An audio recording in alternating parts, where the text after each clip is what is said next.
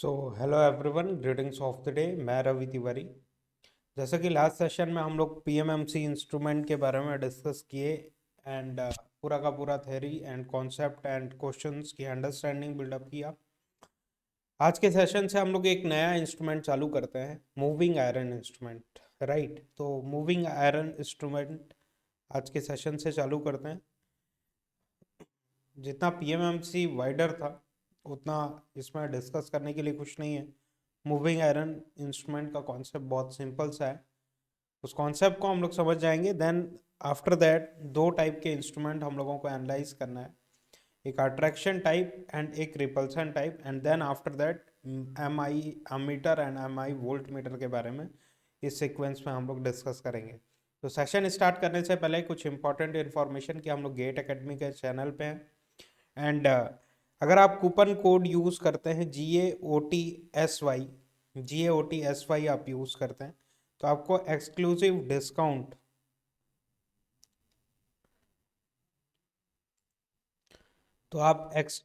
Discount avail कर सकते हैं। Just a second.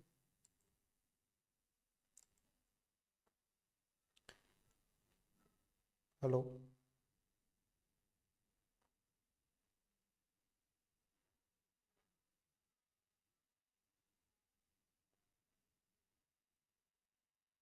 हेलो।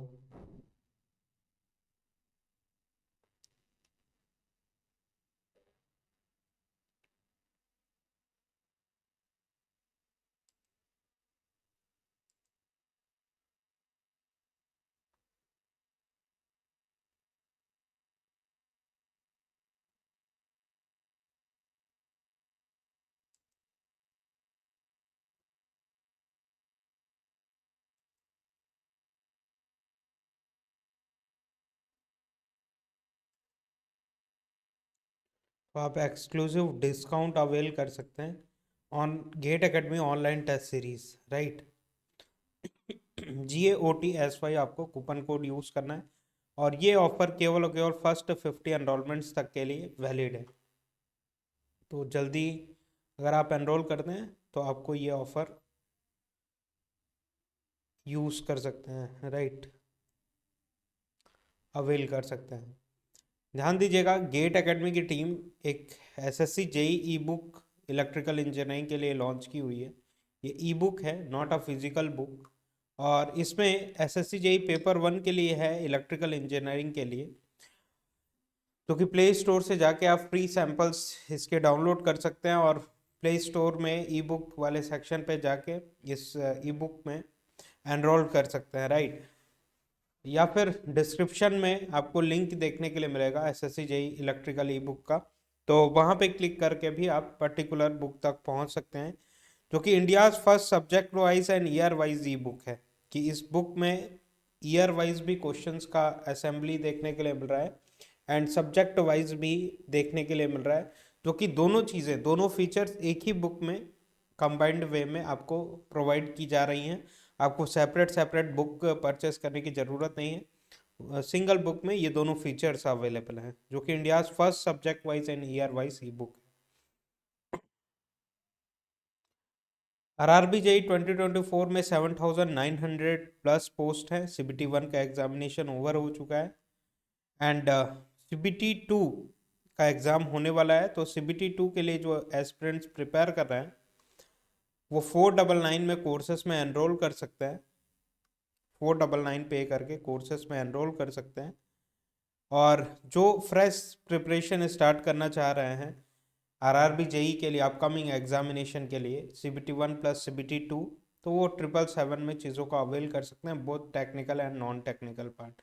ये RRB JEE के ऑफिशियल सिलेबस में जितने भी सब्जेक्ट CBT 1 एंड CBT 2 में मेंशन है वो सारे के सारे सब्जेक्ट इमीडिएट बेसिस पे आपको प्रोवाइड कर दिए जाएंगे। गेट एकेडमी का गेट 26 का कोर्स 2222 में एंड 27 का कोर्स 3333 में एंड 28 का कोर्स 5555 में अवेलेबल है। तो आप रेस्पेक्टिव प्राइजेस पे करके रेस्पेक्टिव कोर्सेज पे एनरोल कर सकते हैं। गेट एकेडमी के कुछ और भी कोर्सेज हैं, जैसे कि RRB JEE SSC JEE 777 में अवेलेबल है, कैंपस रिक्रूटमेंट ट्रेनिंग प्रोग्राम 777 में, ऑल स्टेट एजीआई एग्जामिनेशन 777 में, smart course and dopamine 555 combo 1111 में, यूपीएससी का जो एग्जामिनेशन होता है इंजीनियरिंग सर्विसेज एग्जामिनेशन के नॉन टेक्निकल पोर्शन, जिसमें project management, ICT, environmental science, engineering, drawing, इस तरीके के सब्जेक्ट्स होते हैं, तो कि आपको 777 में नॉन टेक्निकल पोर्शन जितना भी है वो आपको प्रोवाइड किया जाएगा।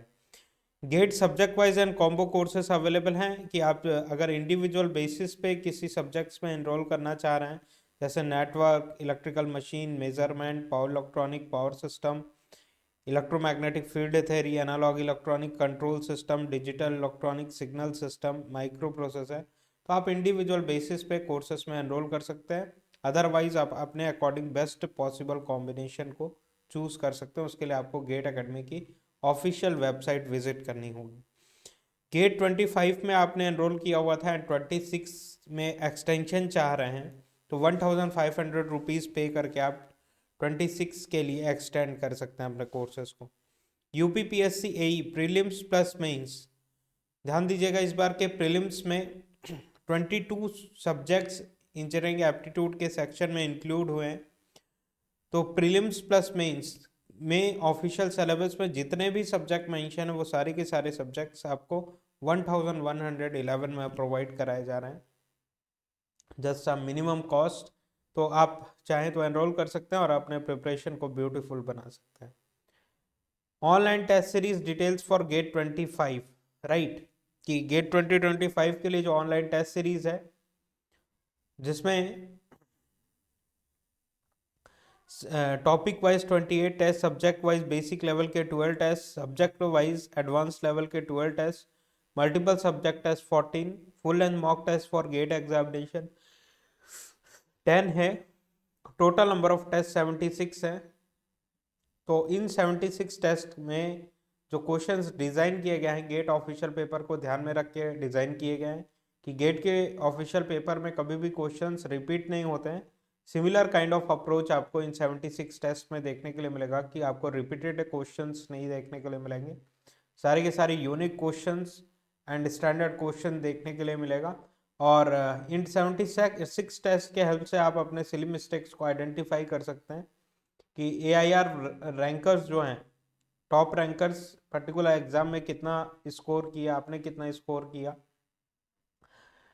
क्वेश्चन पेपर को सॉल्व करने की स्ट्रैटेजी क्या होनी चाहिए, पहले 1 मार्क के क्वेश्चन पहले सॉल्व कर लें या फिर 2 मार्क के क्वेश्चन पहले सॉल्व करें, या फिर एप्टीट्यूड और मैथमेटिक्स वाला सेक्शन पहले सॉल्व कर लें फिर टेक्निकल पोर्शन सॉल्व करें, किस स्ट्रैटेजी में क्वेश्चन पेपर को हैंडल करना है, किस तरीके से टाइम मैनेजमेंट करना है क्वेश्चन पेपर को सॉल्व करने के लिए, ये सारी स्ट्रैटेजीज डेवलप होगी।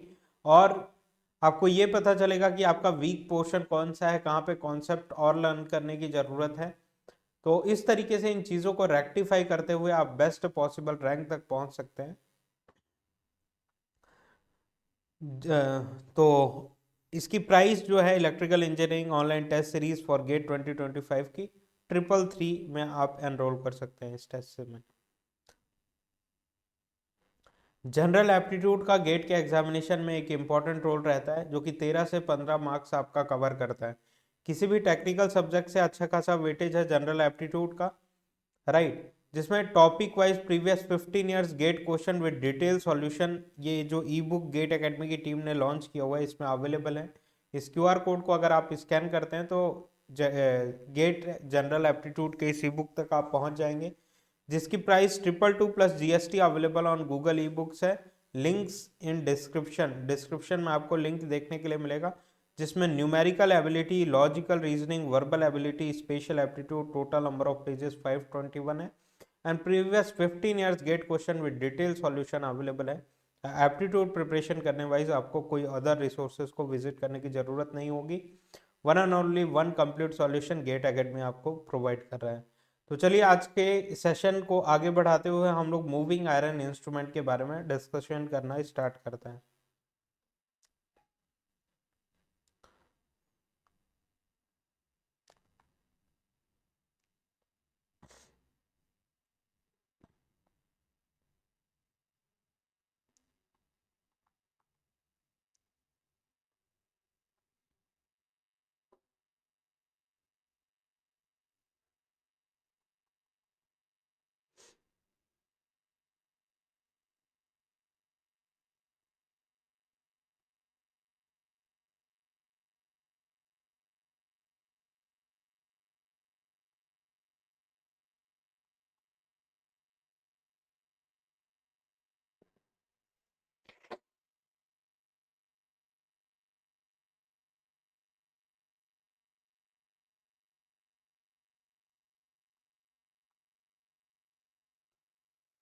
तो बहुत ही सिंपल सा कॉन्सेप्ट है मूविंग आयरन का, जो कि हम लोग स्टार्ट करते हैं डिस्कस करना है। जैसे कि अभी तक हम लोगों ने परमानेंट मैग्नेट मूविंग कॉइल के बारे में बात किया कि कॉइल जहाँ पे मूव कर रही थी, स्टैटिक आयरन कोर आपका स्टैटिक था, वो फिक्स्ड था, राइट, जो कि पीएमएमसी इंस्ट्रूमेंट में हम लोगों ने डिस्कस किया। आज के सेशन में हम लोग मूविंग आयरन इंस्ट्रूमेंट स्टार्ट कर रहे हैं, जहाँ पे आयरन मूव करेगा और आपकी कॉइल्स जो होंगी वो फिक्स्ड रहेंगी, आपकी कॉइल्स फिक्स्ड रहेंगी।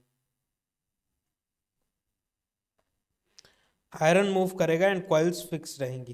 कैसे, तो वो आइडिया क्रिएट करते हैं। ध्यान दीजिएगा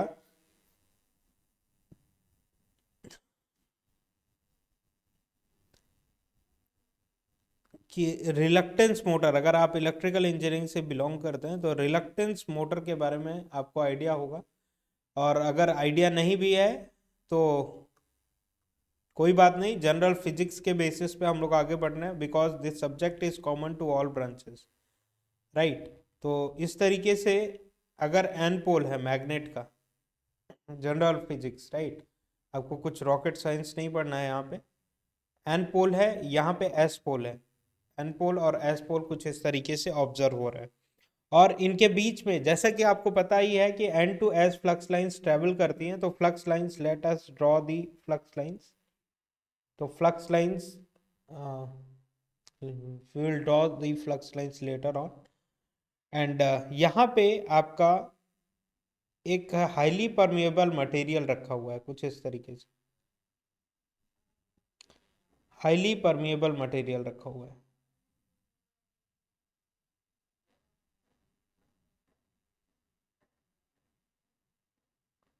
कुछ इस तरीके से, राइट। ये शाफ्ट की है। तो ये मटेरियल कैसा है, हाईली परमेएबल मटेरियल, मतलब इसकी परमेबिलिटी क्या है, greater greater than one. Permeability mu R क्या होती है, रिलेटिव परमेबिलिटी। तो परमेबिलिटी क्या होती है,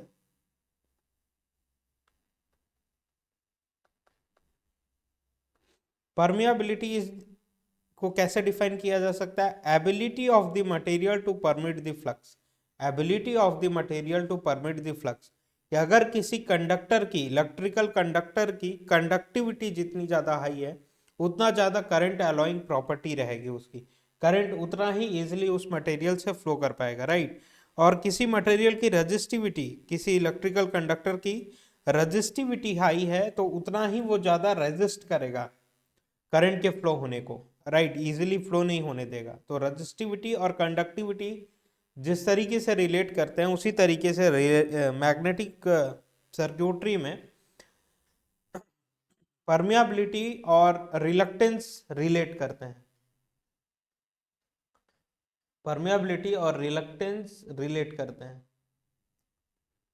परमियाबिलिटी और रिलक्टेंस रिलेट करते हैं कि किसी मटेरियल की परमियाबिलिटी जितनी ज़्यादा हाई होगी, उतना ज़्यादा इजीली वो फ्लक्स लाइंस को अपने में से सेटअप होने देंगी, फ्लो होने देंगी।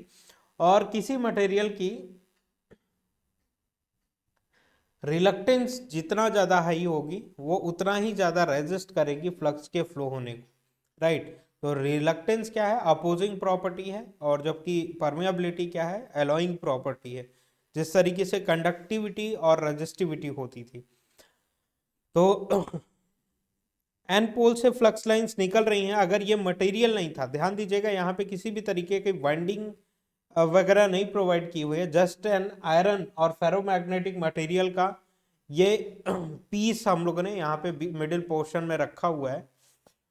तो फ्लक्स लाइंस इनिशियली पहले क्या हो रही थी, N to S flux lines directly flow कर जा रही थी जब ये ग्रीन कलर का मटेरियल नहीं था, राइट। लेकिन इस ग्रीन कलर के हाईली परमेएबल मटेरियल के आ जाने के कारण फ्लक्स लाइंस क्या चाहेंगी, जिस तरीके से करंट चाहता है लो रेजिस्टेंस पाथ को फॉलो करना, लो रेजिस्टेंस पाथ में फ्लो करना, उसी तरीके से मैग्नेटिक फ्लक्स लाइंस लो रिलक्टेंस पाथ को प्रिफर करती है, लो रिलक्टेंस पाथ को प्रिफर करती है, राइट।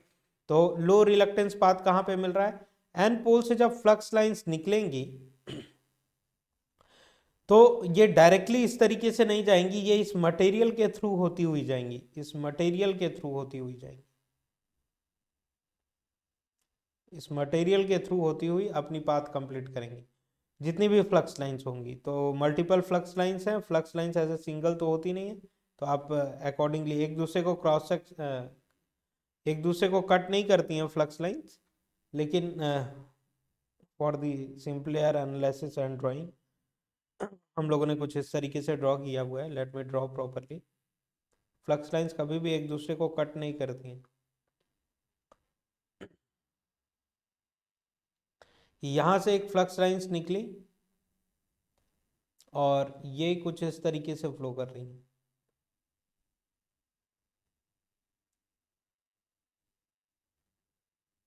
राइट। नाउ दूसरी फ्लक्स लाइंस निकली एन पोल से, एंड ये कुछ इस तरीके से इस मटेरियल के थ्रू, हाईली परमिएबल मटेरियल के थ्रू अपना पाथ कंप्लीट करेंगे। क्यों? क्योंकि इस रास्ते में क्या आ जा रहा है, हाईली परमिएबल मटेरियल, तो ओवरऑल रिलक्टेंस क्या हो जा रहा है, कम हो जा रहा है ना। तो flux lines always highly permeable path को प्रिफर करती हैं कि हाईली परमिएबल और लो रिलक्टेंस पाथ से फ्लो करें। Flux always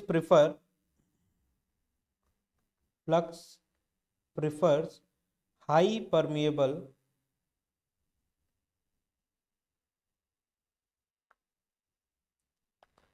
and low reluctance path। High permeable and low reluctance path को ऑलवेज ये प्रेफर करती है। और फोर्स का एक्सपीरियंस या फिर टॉर्क का एक्सपीरियंस किस से किस डायरेक्शन में होता है, हमेशा फ्लक्स लाइंस जो होती हैं, फ्लक्स लाइंस जो होती हैं, high flux density, high flux density, let me write like this,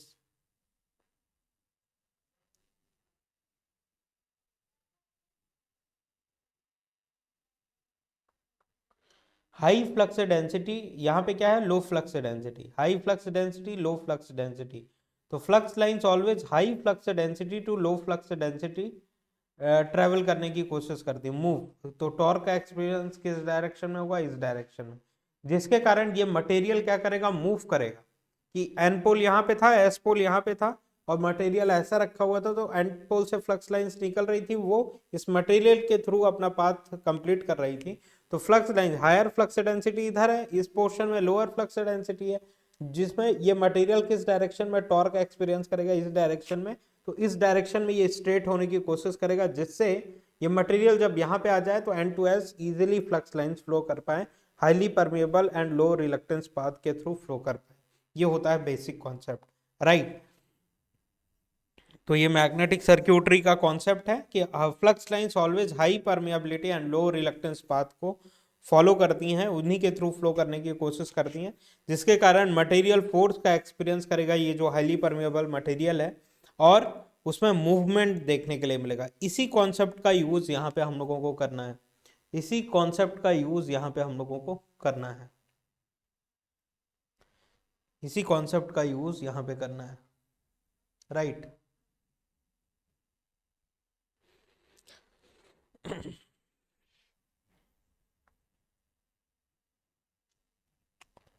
तो ध्यान दीजिएगा, यहाँ पे एक कॉइल, फिक्स्ड कॉइल रखी हुई है, और ये इलेक्ट्रिकली कनेक्टेड है इस दूसरी वाली कॉइल से, ये इलेक्ट्रिकली कनेक्टेड है इस दूसरी वाली कॉइल से। तो एक कॉइल यहाँ पे है, दूसरी कॉइल यहाँ पे रखी हुई है, टू कॉइल्स हैं, कॉइल 1 एंड कॉइल 2,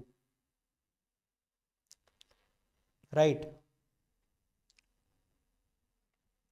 जो कि क्या है, दोनों कॉइल्स एक दूसरे के साथ इलेक्ट्रिकली कनेक्टेड है इस वायर के थ्रू। अब इस कॉइल में यहां से करंट अगर हम लोग इंजेक्ट करते हैं, let us inject the current from here and sinusoidal current inject करते हैं, तो पॉजिटिव हाफ साइकिल में साइनसोइडल करंट कैसे फ्लो करेगा, positive half cycle, and negative half cycle होगा करंट का। तो positive half and negative half, तो पॉजिटिव हाफ में करंट अगर सपोज करिए इस डायरेक्शन में है, जो कि ब्लू कलर के पेन से इंडिकेट किया हुआ है, तो ये क्या है, करंट का डायरेक्शन है। करंट कुछ ऐसा ऐसा फ्लो करेगा इन नंबर ऑफ टर्न्स में, ऐसे ऐसे ऐसे ऐसे फ्लो करके, और ये क्या है, एयर कोर कॉइल है, एयर कोर कॉइल है। ना कि आयरन कोर, क्योंकि आयरन कोर होगा तो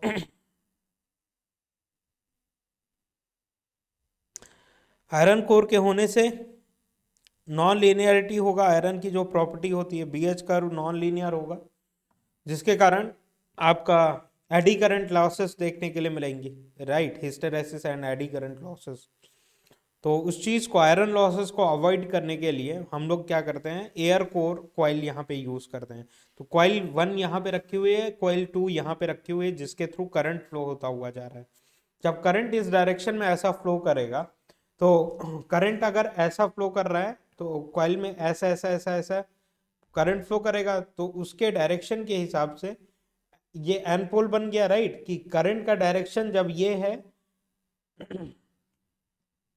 सॉरी, करंट अगर इस डायरेक्शन में फ्लो कर रहा है, इस डायरेक्शन में फ्लो कर रहा है, तो फ्लक्स लाइंस का डायरेक्शन इस डायरेक्शन में होगा, राइट। और करंट फिर यहाँ पे इस डायरेक्शन में फ्लो कर रहा है, तो फ्लक्स लाइंस ऑब्वियस सी बात है, एज पर द ऑस्टर्ड rule, whenever there is a current there will be the induced flux line, जहां पे भी करंट है वहां पे इंड्यूस्ड फ्लक्स लाइंस देखने के लिए मिलेंगी।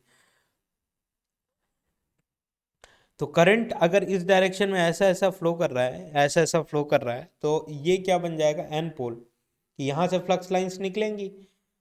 whenever there is a current there will be the induced flux lines, और फिर ये करंट ऐसा होता हुआ यहाँ से फ्लो होता हुआ जा रहा है, एंड ये फिर अगेन इस कॉइल से ऐसा फ्लो करेगा, तो फ्लक्स लाइंस कहाँ से निकल रही हैं, एन पोल से निकल रही हैं, तो एस पोल पे एंटर करेंगी।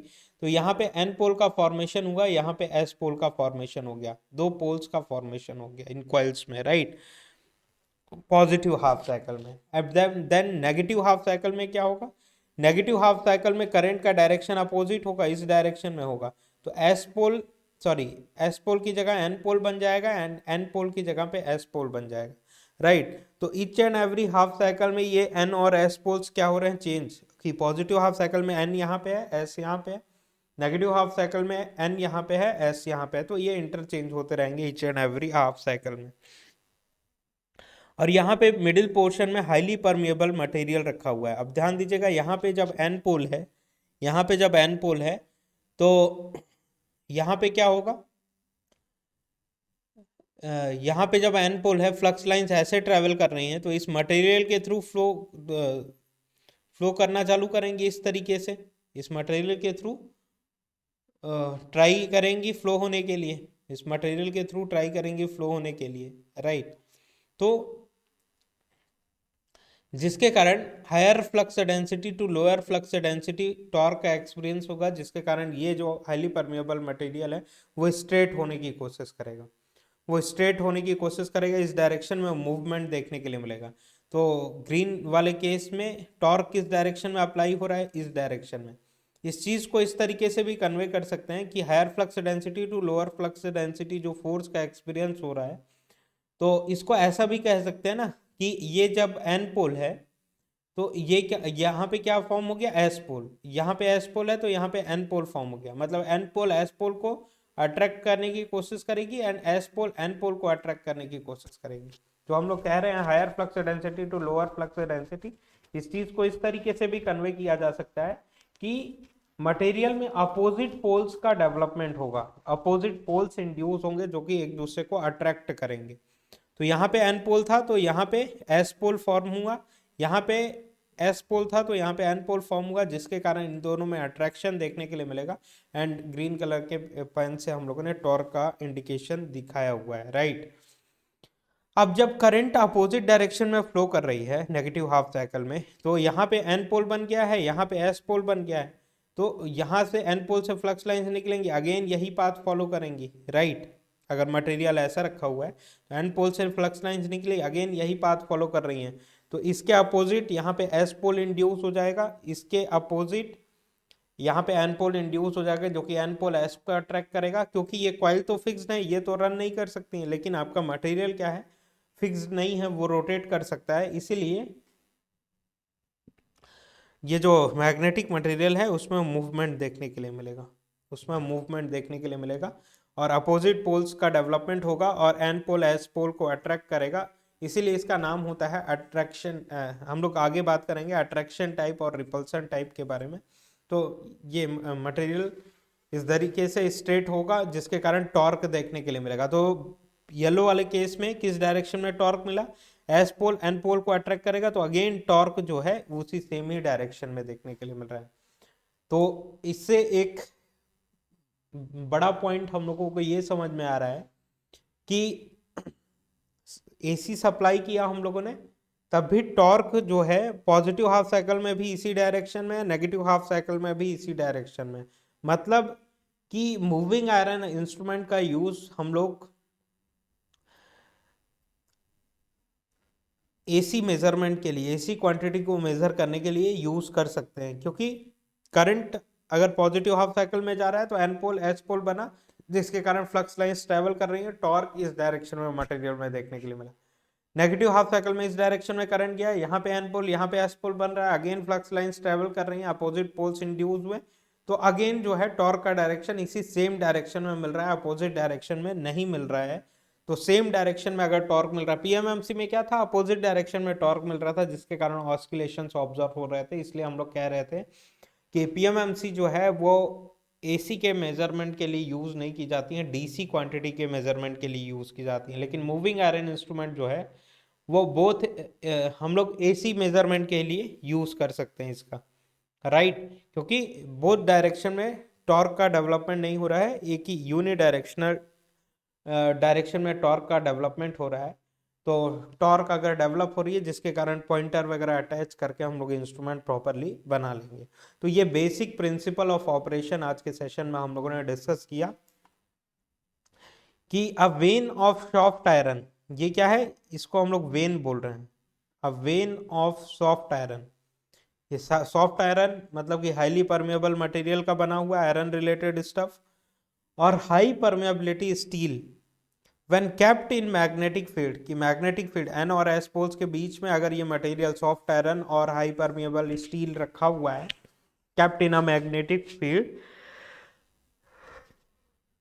always try to occupy always tries to occupy the position of minimum reluctance, always tries to occupy the position of minimum reluctance, minimum reluctance को अटेन करने की कोशिश करेंगी जिसके कारण इस जो सॉफ्ट आयरन पोल पीस, जो सॉफ्ट आयरन पीस है उसमें मूवमेंट देखने के लिए मिलेगा, राइट। तो यहाँ पे क्या कर रही है, आयरन मूव कर रही है और कॉइल्स क्या है, फिक्स्ड है, और एयर कोर कॉइल्स यूज किया हुआ है हम लोगों ने।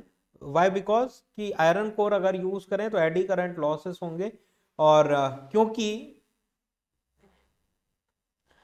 एडी करंट लॉसेस होंगे तो वो अननेसेसरली हीट वगैरह प्रोड्यूस करेंगे, राइट। तो यहाँ पे क्या है, कॉइल फिक्स्ड है, कॉइल फिक्स्ड है।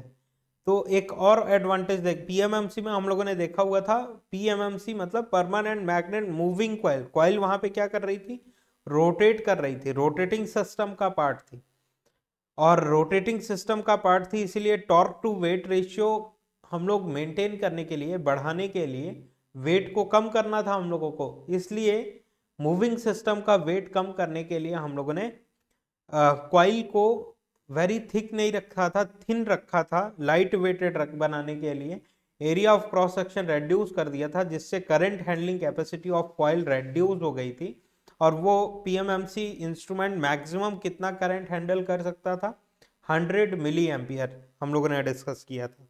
लेकिन यहाँ पे क्या डिस्कस कर रहे हैं हम लोग कि यहाँ पे जो मूविंग कॉइल है वो स्टैटिक सिस्टम का पार्ट है, मूविंग सिस्टम का पार्ट नहीं है। तो आप कितना भी कॉइल प्रोवाइड कर दीजिए, कितना भी थिकनेस का कॉइल प्रोवाइड कर सकते हैं आप, राइट। तो हम लोग वहां पे हम लोग करंट की रेटिंग 100 मिली एम्पियर तक रहती थी, जो कि मीटर में जा सकती थी।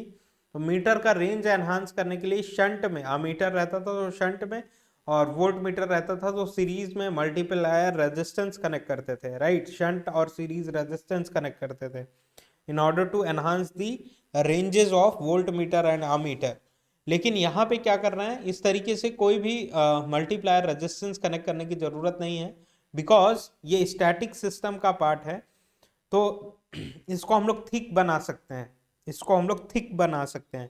तो लेट मी टेल यू कि विदाउट एनी मल्टीप्लायर रेजिस्टेंस, कि अगर वोल्ट मीटर है तो सीरीज में रेजिस्टेंस नहीं कनेक्ट किया, अमीटर है तो पैरेलल में शंट रेजिस्टेंस कनेक्ट किए बिना ही मीटर में जो करंट फ्लो करने की कैपेसिटी होती है कि इस कॉइल में ये 50 एम्पियर तक का करंट झेल सकती है। 50 ampere is a large value. वहां पे पीएमएमसी का क्या लिमिटेशन था, 100 मिली एम्पियर तक झेल सकती थी, लेकिन यहाँ पे क्या हम लोग ऑब्जर्व कर रहे हैं, ये 50 एम्पियर तक करंट झेल सकती है, विच is really a large value. अब आपको फर्दर एक्सटेंड करना है अगर रेंजेस को, तो आप रेजिस्टेंस वगैरह कनेक्ट कर सकते हैं, राइट आप रेजिस्टेंस वगैरह कनेक्ट कर सकते हैं कि और भी ज़्यादा हायर रेंजेस पे लेके जाना है अपने मीटर को, तो आप यूज़ कर सकते हैं, नो इशू।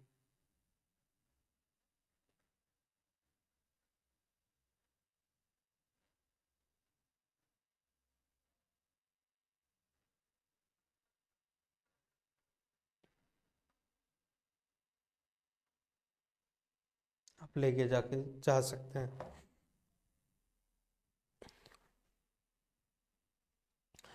और करंट यहाँ पे हायर करंट फ्लो कर सकता है, राइट। तो थिक, आपको एरिया ऑफ क्रॉस सेक्शन इस कॉइल का क्या रखना पड़ेगा, थिक। थिक कॉइल की 50 एम्पियर का करंट झेलने के लिए थिक कॉइल आप यूज़ कर सकते हैं, क्योंकि टॉर्क टू वेट रेशियो यहाँ पे हम लोग, ये स्टैटिक सिस्टम का पार्ट है, तो हम लोग वेट बढ़ा सकते हैं, नो इशू, राइट।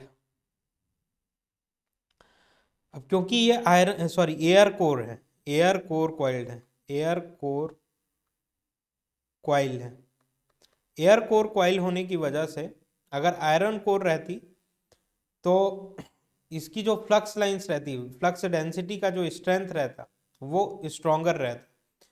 तो पीएमएमसी में हम लोगों ने क्या बात किया हुआ था कि 0.1 मिली वेबर से 1 वेबर तक की फ्लक्स डेंसिटी आपको देखने के लिए मिलती है।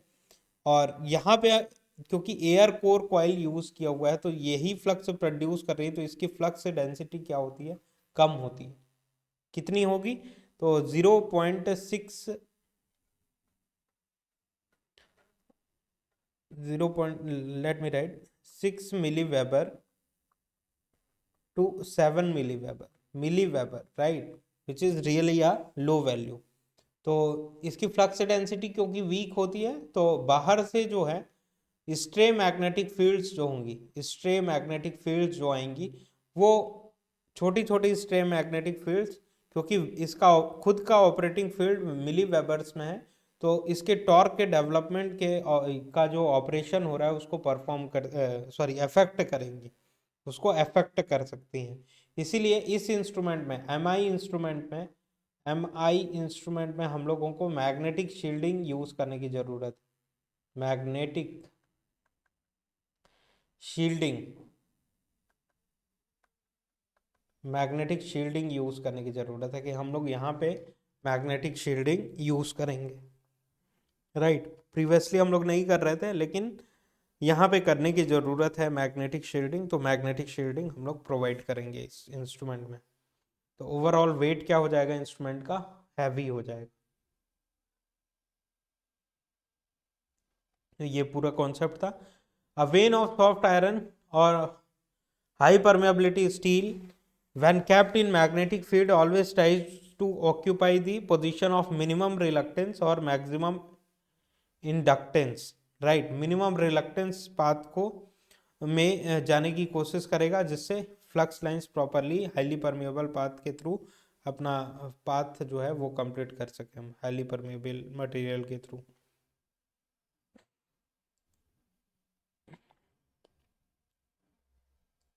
नेक्स्ट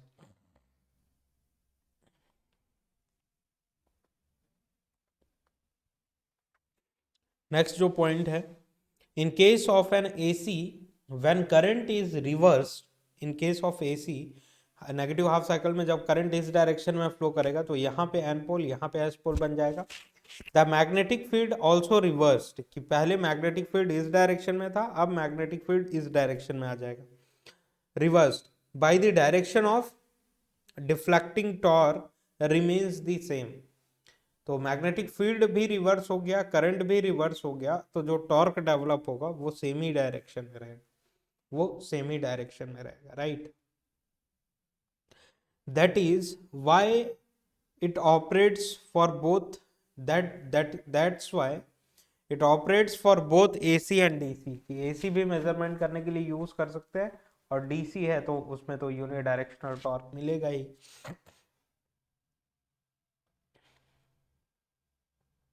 तो देखिए इसकी जो फ्लक्स डेंसिटी होती है, खुद की operating flux density 6 milli weber to 7.5 milli weber तक, वेबर पर मीटर स्क्वायर तक होती है।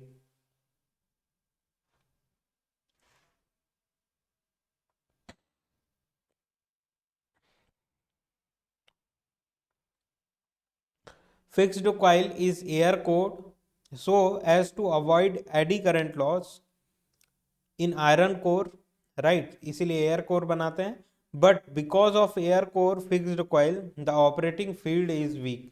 तो ये 6 milli weber to 7.5 milli weber, sorry weber per metre square तक के रेंज की होती है। As operating field is weak so eddy current damping mechanism is not effective.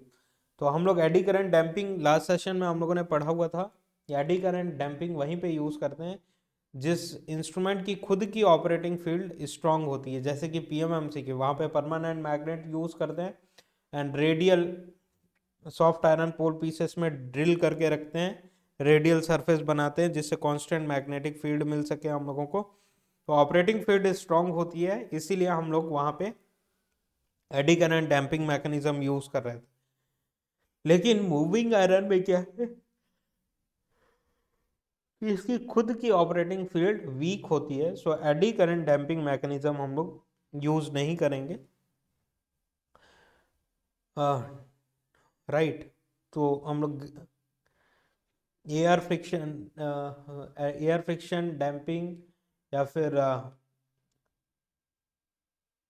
Sorry हम लोग यहाँ पे ग्रेविटी, नहीं नो नो, वो तो कंट्रोल मैकेनिज्म है, राइट।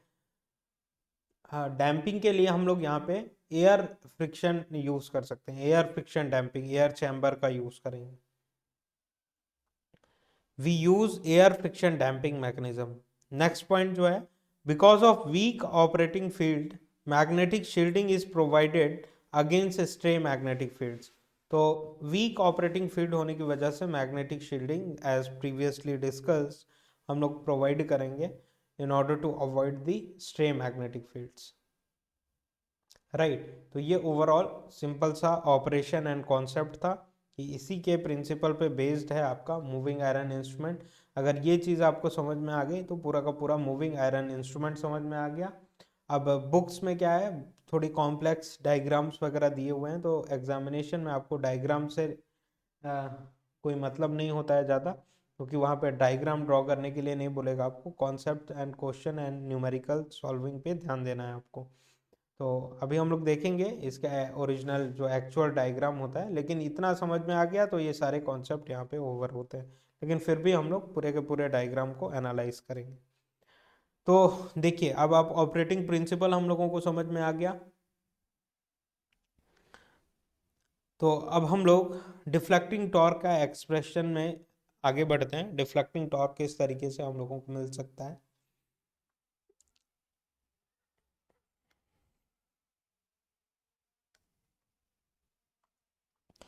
तो इस तरीके से कॉइल थी, राइट, इस तरीके से कॉइल थी, मूविंग सॉरी फिक्स्ड कॉइल जो थी वो इस तरीके से रखी हुई थी एंड दो कॉइल्स थी, राइट। तो इस कॉइल में अगर इस डायरेक्शन में करंट फ्लो कर रहा है आई एंड यहाँ के अक्रॉस का वोल्टेज है ई और इस कॉइल का इंडक्टर है एल, राइट। तो इस ई की वैल्यू हम लोगों को फाइंड आउट करनी है। तो करंट फ्लो करेगा तो ऑब्वियस ही बात है फ्लक्स एक्सपीरियंस करेगा ये कॉइल। तो फ्लक्स लिंकेजेस कितना एक्सपीरियंस करेगा, फ्लक्स लिंकेजेस को जैसे कि आपको मालूम है साई से रिप्रेजेंट करते हैं, तो ये n मल्टीप्लाइड विथ पाई से इतना फ्लक्स लिंकेजेस एक्सपीरियंस करेगा, और n pi is equal to L I होता है, ये भी आपको मालूम होना चाहिए। राइट, कि नॉर्मल फिजिक्स के कॉन्सेप्ट से N phi is equal to L I से हम लोग एक्सप्रेस करते हैं, N phi is equal to L I. तो इंड्यूस्ड ईएमएफ क्या हो जाएगा, Faraday's law of electromagnetic induction क्या कहता है, magnitude of induced EMF is directly proportional to rate of change of flux linkages, तो it is directly proportional to d by dt of psi flux linkages। तो flux linkages psi is equal to क्या लिखा हुआ है हम लोगों ने, साई का एक्सप्रेशन आया हुआ है N phi is equal to L I, तो साई की जगह पे एल आई रख दिया हम लोगों ने। अब यहाँ पे जब डेरिवेटिव लेंगे तो एक बार आएगा L D I by D T plus I D L by D T, I D L by D T, right, I D L by D T से एक्सप्रेस किया जा सकता है। And next electrical power input, कि electrical power input आप इस coil में कितना दे रहे हैं, कि इस तरीके से कॉइल थी,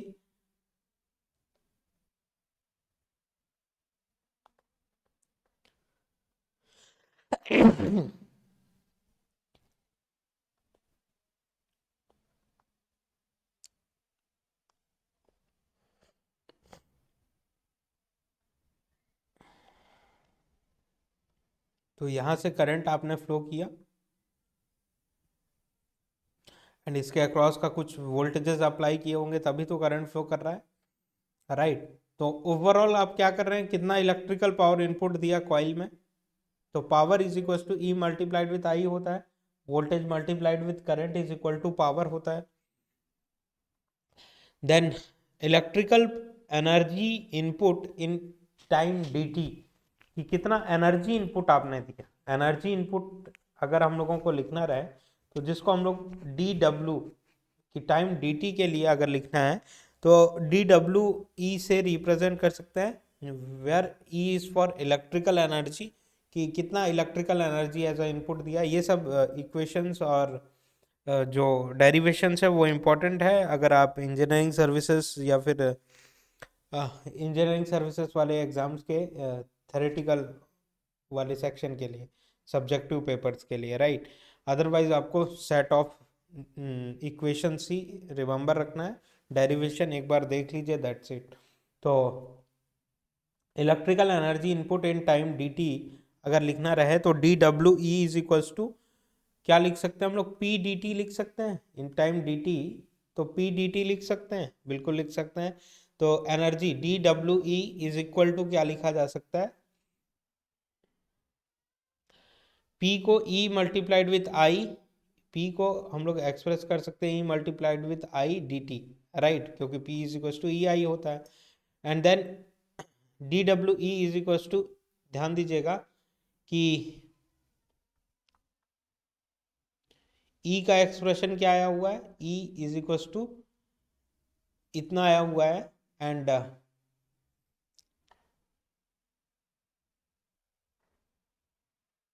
इस पे आई डी टी से हम लोग मल्टीप्लाई कर दें अगर हम लोग, कि दोनों सेक्शन में आई डी टी से मल्टीप्लाई कर दें, यहाँ पे भी आई डी टी से मल्टीप्लाई किया, यहाँ पे भी आई डी टी से हम लोगों ने मल्टीप्लाई किया, तो क्या एक्सप्रेशन निकल के आएगा, E I D T is equal to L I D I, क्योंकि डी टी से D T cancel, plus I square D L, D T से डी टी कैंसिल, तो E I D T is equal to L I D I, L I D I plus I square D L आ गया, ये वाला equation बन के आ रहा है, राइट। तो नेक्स्ट जो पॉइंट है, stored energy in magnetic field अगर हम लोगों को लिखना रहे, stored energy in magnetic field, तो एनर्जी इन मैग्नेटिक फील्ड, तो डब्ल्यू से एनर्जी को एक्सप्रेस कर रहे हैं, तो W F, W E for electrical energy input, W E represent किया, और stored energy in magnetic field की ऑब्वियस सी बात है कि इंडक्टर है तो मैग्नेटिक फील्ड के फॉर्म में एनर्जी स्टोर होती है ना, जिसको हम लोग लिखते हैं energy storage is equal to half L I square, L I square. यहाँ पे कैपेसिटर रहता तो ये इलेक्ट्रिक फील्ड फॉर्म में एनर्जी को स्टोर करके रखता है, तो इसकी एनर्जी को लिखते हैं हम लोग half C V square, half C V square. तो stored energy in magnetic field, और ये मैग्नेटिक फील्ड फॉर्म में रखता है, मैग्नेटिक फील्ड फॉर्म में, और ये इलेक्ट्रिक फील्ड फॉर्म में एनर्जी को स्टोर करके रखता है। तो stored energy in magnetic field is equal to W F where WF is equals to half LI square and अगर इसका डेरिवेटिव लें हम लोग तो dWF/dt की डेरिवेशन देखते जाइए, एट द एंड आपको समझ में आएगा क्या हो रहा है कि dWF/dt इज इक्वल टू, इसका अगर हम लोग डेरिवेटिव ले रहे हैं तो LI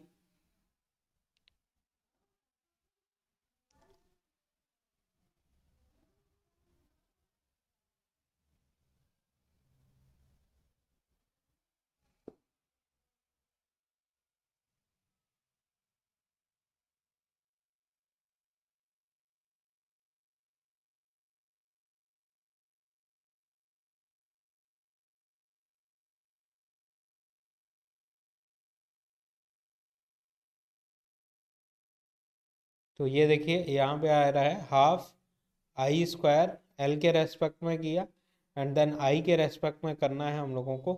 तो हाफ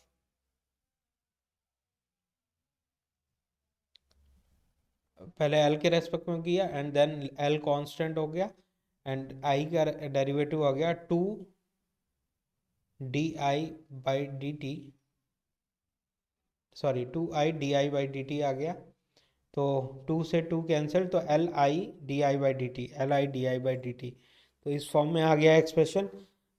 अब जो मेन चीज़ हम लोगों को चाहिए, change in field energy in time D T, कि देखिए एनर्जी कितना आया हुआ है, rate of change of energy dW/dt के फॉर्म में, dW मैग्नेटिक फील्ड एनर्जी जो है कि dWF/dt का एक्सप्रेशन आ गया हम लोगों को। अब टाइम t अगर सपोज करिए 1 सेकेंड में चाहिए, कितना जूल्स ऑफ एनर्जी चेंज हो रहा है, तो 1 से मल्टीप्लाई करेंगे। 5 सेकेंड में चाहिए तो 5 से मल्टीप्लाई करेंगे। स्मॉल टाइम dt सेकेंड्स में चाहिए तो dt से मल्टीप्लाई करेंगे। तो dt से अगर हम लोग मल्टीप्लाई करें change in field energy in time dt, कि कितना चेंजेस हो रहा है एनर्जी में, तो dt मल्टीप्लाइड विद dt अगर हम लोग कर देते हैं तो ये एक्सप्रेशन इस तरीके से चेंज हो जाएगा, LI/DI plus half L sorry ये I square half I square DL के फॉर्म में ये एक्सप्रेशन चेंज हो जाएगा। If iron piece rotates by an angle D theta, कि ये आयरन पीस ऐसा रखा हुआ है, अगर ये डी थीटा एंगल से चेंज हुआ, ये ऐसे रोटेट होके यहाँ पे आया, तो यहाँ से यहाँ तक का जो एंगल है वो डी थीटा से चेंज हुआ इन टाइम डी टी, कितना टाइम लिया, टाइम डी टी लिया स्मॉल टाइम में, then the mechanical work done in time D T, mechanical work done अगर निकालना है हम लोगों को तो DWM मैकेनिकल वर्क डन, तो कितना टॉर्क अप्लाई हो रहा है वर्क डन निकालने के लिए, टॉर्क मल्टीप्लाइड विद डिस्प्लेसमेंट कितना हुआ डी थीटा, तो टॉर्क मल्टीप्लाइड विद डिस्प्लेसमेंट से हम लोग मल्टीप्लाई करेंगे तो TD का क्या एक्सप्रेशन आ रहा है,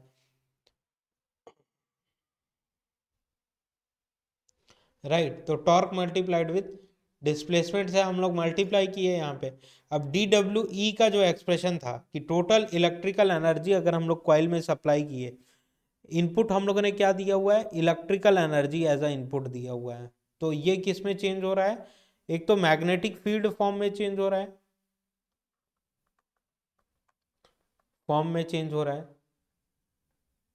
और एक mechanical movement of iron piece के फॉर्म में चेंज हो रहा है, राइट, कि मैकेनिकल मूवमेंट हो रहा है आयरन में और कॉइल्स मैग्नेटिक फील्ड फॉर्म में एनर्जी को एब्जॉर्ब कर रही हैं, स्टोर कर रही हैं। तो इलेक्ट्रिकल इनपुट दिया हुआ था उनको, electrical input is equal to these two energies, right. तो D W M can be written as DWE minus D W F, तो DWM इज इक्वल टू, अभी हम लोगों ने देखा deflecting torque multiplied with D theta, कि कितना deflection हो रहा है एंड टॉर्क कितना है, एंड वही वर्क डन होगा mechanical work done, and DWE का एक्सप्रेशन जो आया हुआ है जो कि expression already D W M का देखा अभी हम लोगों ने, सॉरी डी डब्ल्यू ई का इक्वेशन 1 के बेसिस पे यहाँ पे आया हुआ है। तो इन सारी चीज़ों को यहाँ पे कंबाइन करके लिखें अगर हम लोग, तो ये डी डब्ल्यू ई का expression and D W F का एक्सप्रेशन, डी डब्ल्यू एफ का भी एक्सप्रेशन आया हुआ है।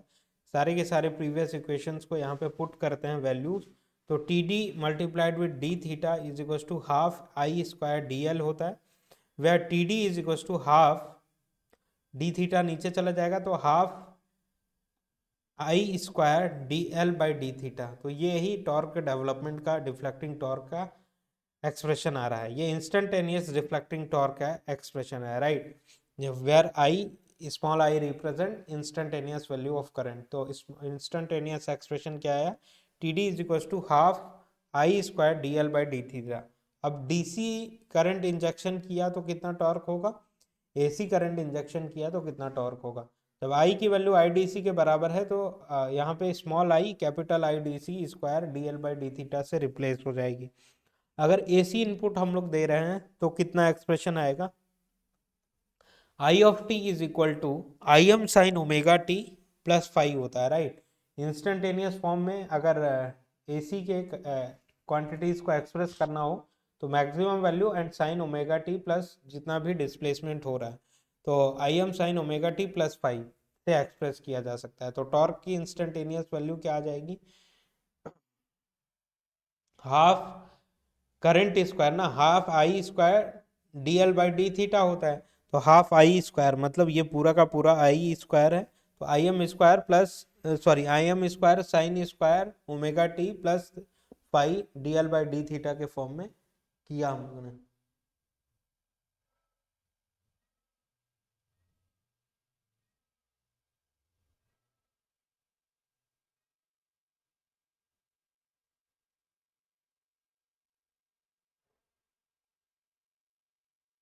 Just a second.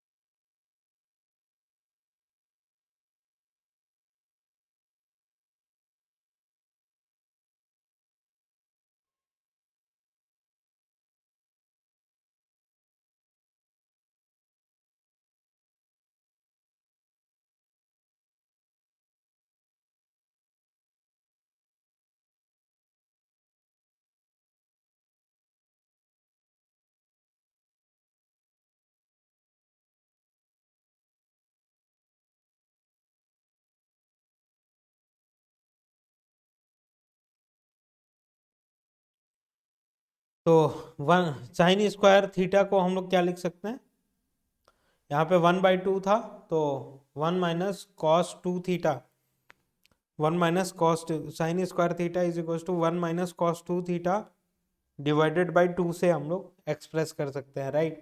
तो 2 जा ये 4 आ गया एंड यहाँ पे आई एम स्क्वायर बाहर गया तो साइन स्क्वायर थीटा को हम लोग 1 - cos 2 थीटा के एक्सप्रेशन में चेंज किया and D L by D theta, right.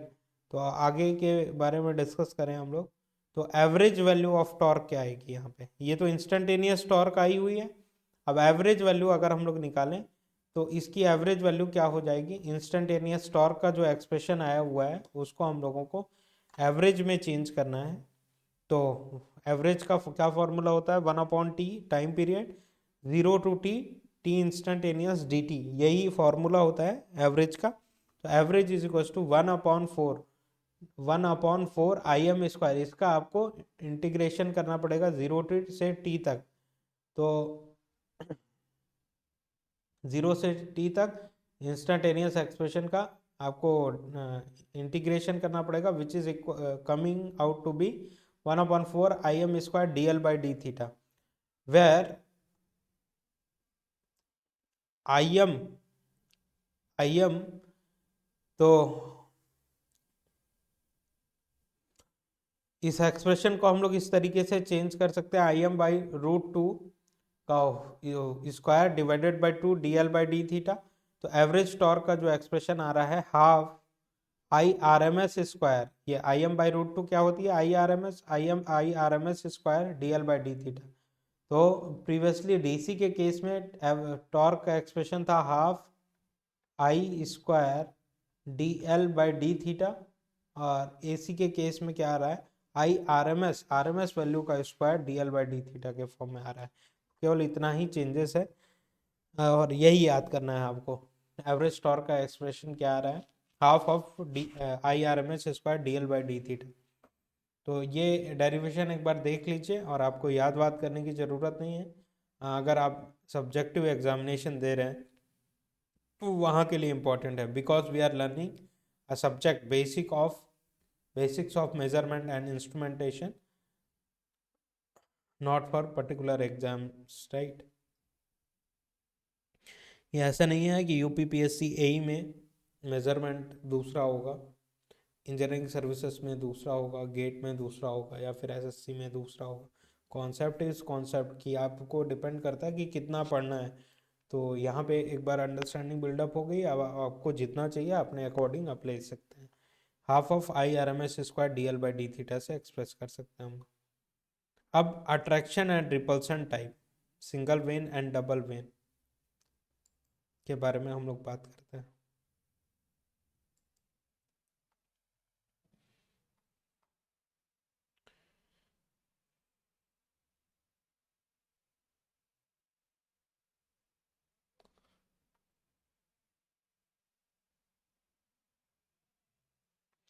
तो ध्यान दीजिएगा, types of MI type instrument. Types of MI type instruments में अगर हम लोग डिस्कस करें, तो अभी तक हम लोगों ने बेसिक ऑपरेटिंग प्रिंसिपल देखा है, टॉर्क का एक्सप्रेशन देखा।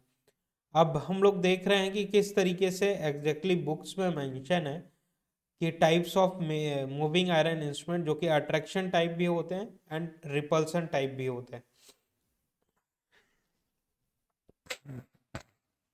सॉरी, एक सेकंड रुकिएगा, हम लोग क्लास कंटिन्यू करना है। बस ये डायग्राम को ध्यान से देखिए और इसको अपने हैंड रिटन नोट्स में लिखते जाइए। हम लोग जस्ट कंटिन्यू कर रहे हैं सेशन 2 मिनट में।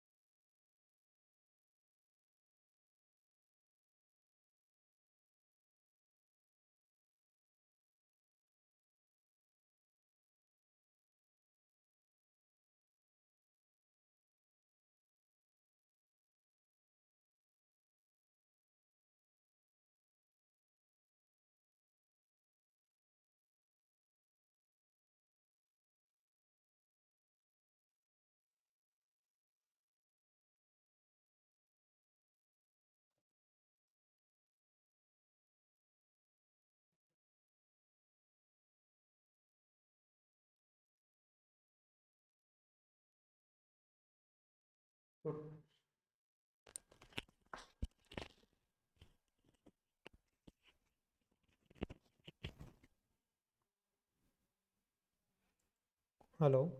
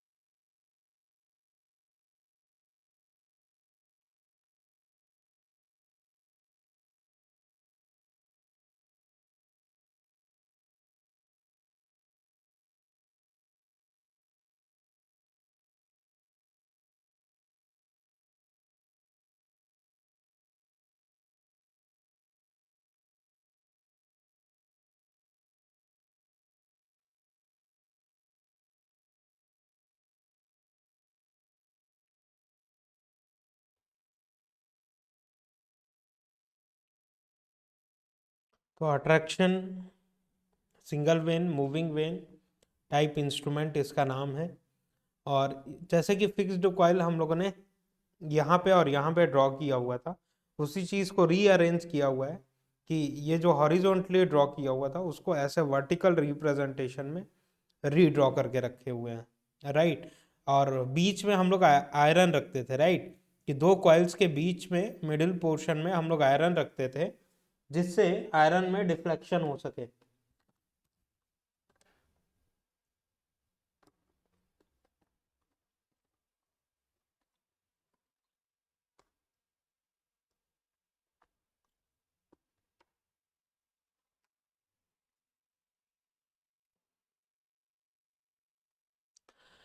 राइट, कि यहाँ पे एक कॉइल है, कॉइल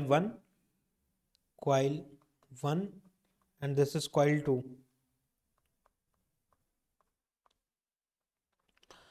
और यहाँ पे क्या है,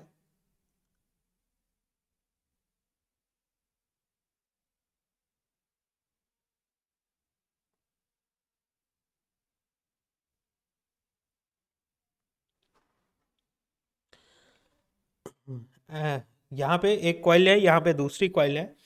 और जिस तरीके से करंट कॉइल में फ्लो करेगा तो मैग्नेटिक फ्लक्स लाइंस बनाएगा, मैग्नेटिक फ्लक्स लाइंस बनाएगा। तो मैग्नेटिक फ्लक्स लाइंस, अगर ये मटेरियल नहीं रहता, आयरन फ्रेम नहीं रहता, तो ये डायरेक्टली ऐसे फ्लो करती मैग्नेटिक फ्लक्स लाइंस, राइट।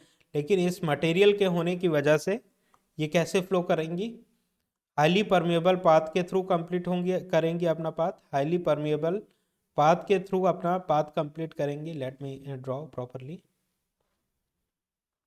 कि अगर ये मटेरियल नहीं होता तो फ्लक्स लाइंस ऐसे डायरेक्टली स्ट्रेट फ्लो करती कॉइल 1 से कॉइल 2 में, क्योंकि ये मैग्नेट्स बने हुए हैं, right. And to S flux lines travel कर रही हैं, जैसे कि प्रीवियस केस में हम लोगों ने डिस्कस किया था, जो कि normal simplified version of diagram था। लेकिन यहाँ पे क्या हो रहा है, वहाँ पे क्या था कि ये अगर एन पोल है, ये एस पोल है, तो इसके अपोजिट पोल एन पोल है, तो इसके अपोजिट एस पोल का डेवलपमेंट हो जाएगा। यहाँ पे एस पोल है, तो इधर एन पोल का डेवलपमेंट हो जाएगा, जिसके कारण एस पोल एन पोल को अट्रैक्ट करेगा और एन पोल एस पोल को अट्रैक्ट करेगा, जिसके कारण ये जो मूविंग आयरन वेन है वो मूव करेगा, टॉर्क का डेवलपमेंट होगा। अपोजिट टॉर्क का डेवलपमेंट हो रहा था ना, सॉरी, अपोजिट पोल्स इंड्यूस हो रहे थे, अट्रैक्शन टाइप है। जैसे कि यहाँ पे हम लोगों ने इंडिकेट किया हुआ था, ध्यान दीजिएगा,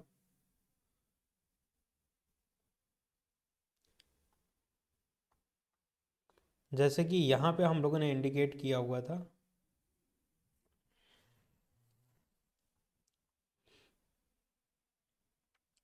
यहाँ पे इंडिकेट किया हुआ था, यहाँ पे कॉइल में एन पोल था, तो यहाँ पे एस पोल इंट्रोड्यूस हो रहा था, जिससे एस पोल एन पोल को अट्रैक्ट कर रहा था और हाईली परमेबल पाथ के बनाने की कोशिश कर रहा था, जिसके कारण आयरन वेन जो था वो मूव कर रहा था। वही सेम कॉन्सेप्ट यहाँ पे हम लोग डिस्कस कर रहे हैं, जस्ट अरेंजमेंट जो है वो बुक के लैंग्वेज में किया गया है, अरेंजमेंट जो है सिस्टम का। तो यहाँ पे अपोजिट पोल्स इंड्यूस होंगे, या फिर आप इस तरीके से भी कह सकते हैं कि एन पोल से जो फ्लक्स लाइंस निकल रही हैं वो हाईली परमेबल पाथ के थ्रू अपना पाथ कंप्लीट करने की कोशिश करेंगी। तो ये कुछ इस तरीके से अपना पाथ कंप्लीट करने की कोशिश करेंगी, ऐसे इस तरीके से, जिसके कारण फोर्स का जो डेवलपमेंट है वो higher flux density to lower flux density होगा। तो हाई फ्लक्स डेंसिटी से लोअर फ्लक्स डेंसिटी में टॉर्क का डेवलपमेंट होगा। तो ये इस डायरेक्शन में मूव करेंगी, अपवर्ड शिफ्ट होंगी, राइट। तो ये थोड़ा कॉम्प्लेक्स लग रहा है यहाँ पे समझने के लिए, लेकिन ये वाला कॉन्सेप्ट सिंपल सा है। जैसे कि वहाँ पे अपोजिट पोल्स वाला बात किया हुआ था, यहाँ पे एन पोल डेवलप हुआ तो यहाँ पे एस पोल, यहाँ पे एस पोल है तो यहाँ पे एन पोल, मतलब एस पोल एन पोल को अट्रैक्ट करेगा, एन पोल एस पोल को अट्रैक्ट करेगा, और जिसके कारण ये इधर मूव करेगा, जिसके कारण पॉइंटर में भी रोटेशन देखने के लिए मिलेगा। तो ये मूविंग आयरन वेन है और जिसके साथ पॉइंटर अटैच्ड है, और ये स्पिंडल वाला पार्ट देखने के लिए मिल रहा है जो कि इनसाइड होगा इस तरीके से प्लेस, जो कि विजिबल नहीं है, राइट। एंड यहाँ पे स्प्रिंग्स लगे हुए हैं, कंट्रोल स्प्रिंग्स। ये क्या है? कंट्रोल स्प्रिंग्स, कंट्रोल स्प्रिंग्स,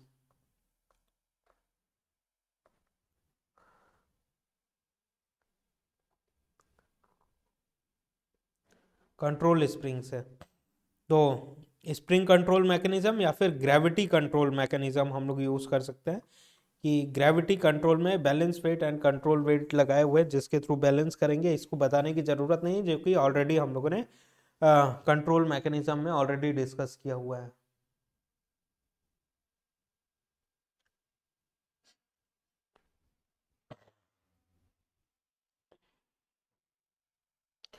और ये जब पॉइंटर इधर रोटेट करेगा तो ये अटैच्ड है एयर चैम्बर के साथ।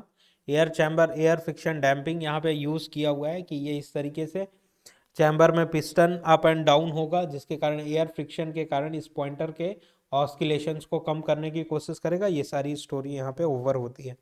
और ये एसेंट कॉन्सेंट्रिकल कॉन्सेंट्रिक नहीं रखा गया है, इन दोनों कॉइल के कॉन्सेंट्रिक में नहीं रखा गया है, मिडिल पोजीशन पे नहीं रखा गया है, ये एसेंट्रिकली रखा गया है, जो कि इस मिड सेंटर पोजीशन से अपवर्ड की तरफ रखा गया है, जिससे इस मूविंग आयरन वेन को मूव करने में का एरिया मिल सके, राइट, एरिया प्रॉपर मिल सके। इस तरीके से इसको अरेंज करके रखा गया है। तो इसकी स्टोरी हम लोग पढ़ते हैं, ध्यान दीजिएगा। The deflecting torque in an attraction type of moving iron instrument is produced due to the force of attraction. Attraction हो रहा है ना, तो इसीलिए इसका नाम attraction type, S pole N pole को अट्रैक्ट कर रहा है जिसके कारण मूवमेंट हो रहा है। तो अट्रैक्शन टाइप और सिंगल वेन, यहाँ पे एक ही वेन देखने के लिए मिल रहा है इसीलिए single when. Moving when, moving when भी किसको कह सकते हैं? टाइप इंस्ट्रूमेंट के नाम से जानते हैं। अट्रैक्शन टाइप मेजरली हम लोग यूज करते हैं, राइट, नेम इसका। So the deflecting torque in an attraction type of moving iron instrument is produced due to the force of attraction acting on the moving vane because of the opposite poles induced on it by the magnetic field of fixed coil, by the magnetic field of fixed coil.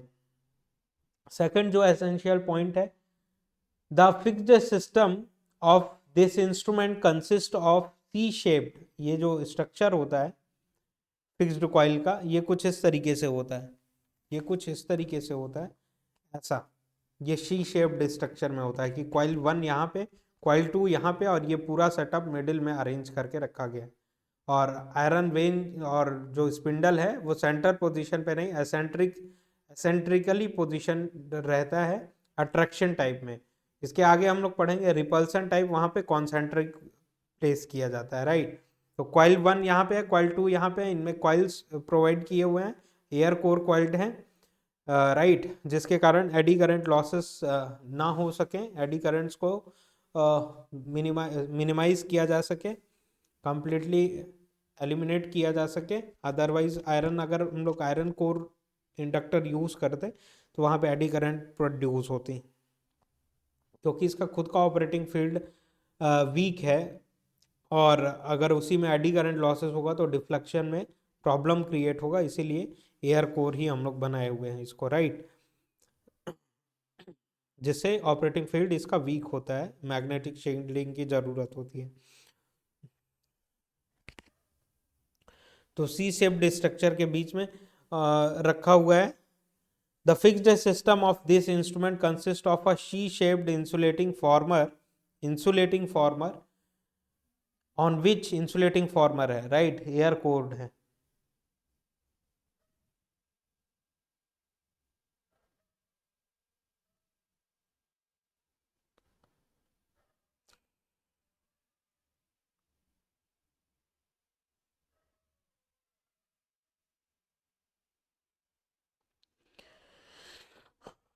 The fixed system of this instrument consists of a she-shaped insulating former on which the coil that carries the current to be measured and is wound, है ना, कि insulating farmer के ऊपर में she shaped structure में coils को wound करके रखते हैं जो कि करंट की कैरिंग करती हैं and magnetic flux lines produce करती हैं, ऑपरेटिंग फील्ड प्रोड्यूस करती हैं। As the coil is fixed, so we can use thick wires हम लोग यूज कर सकते हैं, thereby increasing its current carrying capacity, की मोटी वायर हम लोग यूज कर सकते हैं जो कि करंट कैरिंग कैपेसिटी को इंक्रीज करके 50 एम्पेयर तक ले जाएगी, एनहांस करेगी।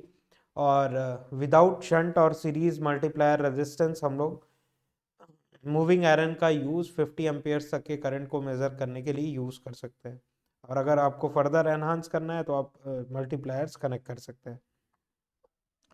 The moving system consists of a spindle onto which a pointer, a set of control springs, a soft iron vane, and the air friction damping mechanism are mounted. Right? या तो हम लोग spring control use करते हैं या तो हम लोग कंट्रोल बैलेंस वेट के थ्रू कंट्रोल करते हैं। अगर स्प्रिंग यूज किया तो ग्रेविटी कंट्रोल नहीं, और अगर ग्रेविटी कंट्रोल यूज किया तो स्प्रिंग्स नहीं यूज करेंगे, दोनों में से कोई एक एट अ टाइम। नेक्स्ट जो है point, in order to provide a large span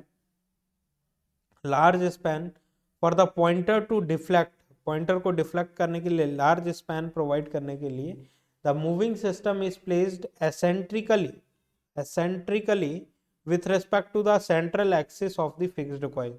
central axis से एसेंट्रिकली प्लेस करके रखते हैं, दिस इज सेंट्रल एक्सिस, और इससे एसेंट्रिकली हम लोगों ने स्पिंडल वगैरह पूरे सिस्टम को प्लेस किया हुआ है जिससे पॉइंटर को मूव करने का प्रॉपर स्पेस मिल सके, इजंट इट, जबकि रिपल्सन टाइप में कॉन्सेंट्रिकली ही प्लेस करेंगे।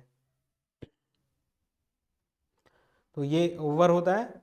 Unlike moving coil instrument, in MI type instrument control springs serves only one purpose, that is to produce restoring torque, right, unlike moving coil instrument the, हाँ, तो यहाँ पे ध्यान दीजिएगा, एक और पॉइंट है कि कंट्रोल स्प्रिंग्स जो यूज किया हुआ है हम लोगों ने, कंट्रोल स्प्रिंग्स की इस तरीके से स्पिंडल होगा जो कि आपको दिख नहीं रहा है, यहाँ पे एक कंट्रोल स्प्रिंग यूज किए हैं, दूसरी कंट्रोल स्प्रिंग यहाँ पे है। तो इन कंट्रोल स्प्रिंग में एक कंट्रोल स्प्रिंग अगर ब्रेक हो जाती है, कंट्रोल स्प्रिंग अगर ब्रेक हो जाती है तो पॉइंटर का पोजीशन कहाँ पे होगा, फुल स्केल डिफ्लेक्शन पे होगा कि जीरो पोजीशन पे होगा या फिर फाइनल पोजीशन पे होगा, किस पोजीशन पे होगा, तो वो हम लोगों को बताना है। तो PMMC इंस्ट्रूमेंट में क्या हो रहा था, कंट्रोल स्प्रिंग के थ्रू ही करंट इंजेक्ट कर रहे थे, यहाँ पे कंट्रोल स्प्रिंग के थ्रू करंट इंजेक्ट कर रहे हैं क्या, नहीं। तो अगर एक स्प्रिंग ब्रेक हो जाती है तो डिफ्लेक्टिंग टॉर्क मेंटेन्ड है कि नहीं, वहां पे क्या था कि एक स्प्रिंग के ब्रेक होने की वजह से सर्किट ओपन सर्किटेड हो जा रहा था जिससे करंट कॉइल में नहीं जा पा रही थी, तो कोई डिफ्लेक्टिंग टॉर्क नहीं मिल रहा था, तो एक स्प्रिंग सफिशिएंट था पॉइंटर को जीरो पोजीशन पे लाने के लिए। ये हम लोगों ने पीएमएमसी में डिस्कस किया था। लेकिन मूविंग आयरन का क्या कॉन्सेप्ट है कि कंट्रोल स्प्रिंग के थ्रू हम लोग कोई भी करंट इंजेक्ट नहीं कर रहे हैं, कॉइल में डायरेक्टली करंट इंजेक्ट कर रहे हैं, तो करंट ऑलवेज कॉइल में फ्लो करेगी, राइट। तो कॉइल है में करंट है तो मैग्नेटिक फ्लक्स लाइंस है, तो डिफ्लेक्टिंग टॉर्क देखने के लिए मिलेगा, राइट। चाहे स्प्रिंग ब्रेक हो चाहे ना हो उससे मतलब नहीं है, डिफ्लेक्टिंग टॉर्क मतलब इस पॉइंटर को इधर फोर्स ऑलवेज मिलेगा। अब कंट्रोल स्प्रिंग रहती तो इसको इस डायरेक्शन में खींचती, लेकिन कंट्रोल स्प्रिंग ब्रेक हो चुकी हैं तो इस डायरेक्शन में खींचने के लिए फोर्स नहीं है, कंट्रोल फोर्स नहीं है, डिफ्लेक्टिंग फोर्स है। तो डिफ्लेक्टिंग फोर्स इस पॉइंटर को फुल स्केल डिफ्लेक्शन पे ले जाएगा, फुल स्केल डिफ्लेक्शन पे। तो मूविंग आयरन इंस्ट्रूमेंट में अगर स्प्रिंग्स ब्रेक होती हैं तो पॉइंटर फुल स्केल डिफ्लेक्शन तक पहुंच जाएगा, लेकिन जबकि पीएमएमसी में क्या होता है, एक स्प्रिंग अगर ब्रेक होती है तो वो पॉइंटर को जीरो पोजीशन पे लाने के लिए सफिशिएंट होती है। तो इस चीज़ का ध्यान रखिएगा आप लोग, जो कि एमसीक्यूज में फ्रेम किए जाते हैं।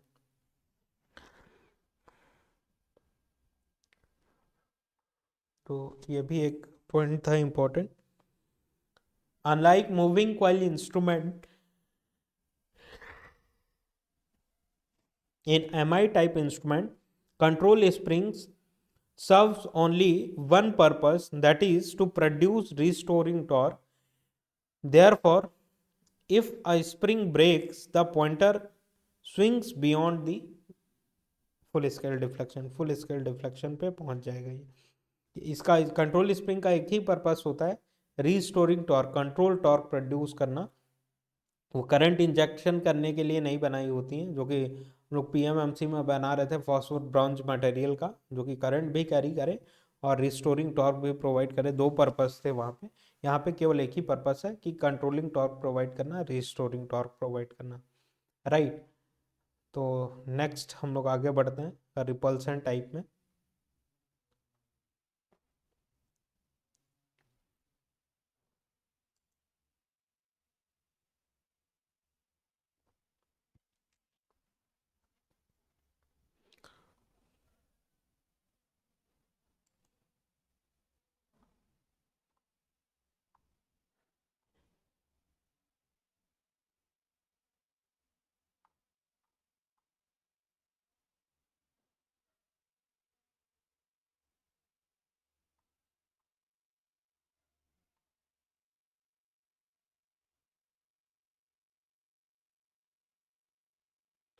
तो अब हम लोग बात करते हैं रिपल्सन और डबल वेन। वहाँ पे क्या था, सिंगल वेन था, यहाँ पे double when.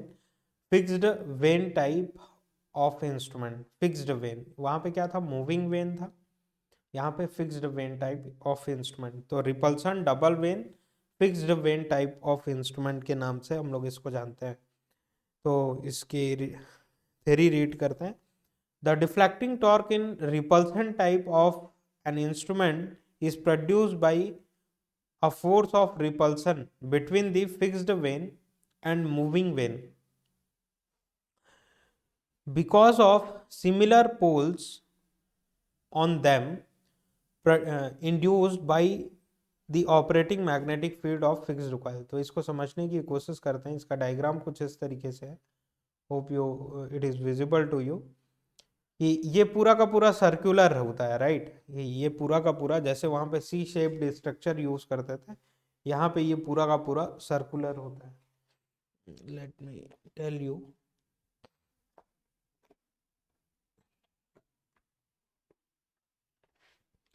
In this fashion.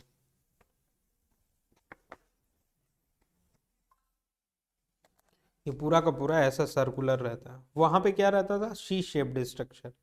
यहाँ पे एक कॉइल है, यहाँ पे एक कॉइल है, ये एन पोल बनेगी, ये एस पोल बनेगी, N to S flux line move करेंगी, और बीच के उनके बीच में कॉन्सेंट्रिकली नहीं एसेंट्रिकली हम लोग स्पिंडल एंड पॉइंटर वगैरह को प्लेस करेंगे, जिससे पॉइंटर को मूव करने का प्रॉपर प्लेस मिल पाए। यहाँ पे क्या है, रिपल्सन टाइप में ये पूरा कंप्लीटली सर्कुलर क्लोज्ड है, ये पूरा का पूरा क्लोज्ड है, जिसका हाफ पोर्शन कट करके हम लोग अंदर का व्यू दिखाने के लिए इस तरीके से फिगर 1 से रिप्रेजेंट कर रहे हैं इसको। ये पूरा एक्चुअली कैसा है, ऐसा क्लोज सर्कुलर ऐसा। तो फ्रंट से ऐसा देखने के लिए मिलेगा, राइट। तो ये पूरा पार्ट कवर हो जाएगा, इसलिए इसको खोल के इस तरीके से देख रहे हैं हम लोग। Hope you understand and visualise the thing. और इसी चीज़ को जो कि ऐसा रखा हुआ है, ऐसा, तो ऐसा फ्रंट व्यू कैसा, सॉरी, ऐसा साइड व्यू देखने के लिए मिल रहा है। अगर फ्रंट व्यू देखना चाहें तो इसको ऐसा मोल्ड करते हैं, तो ये फ्रंट व्यू आपको देखने के लिए मिल रहा है, राइट। दूसरा वाला फिगर फ्रंट व्यू देखने के लिए मिल रहा है। तो ध्यान देते हैं,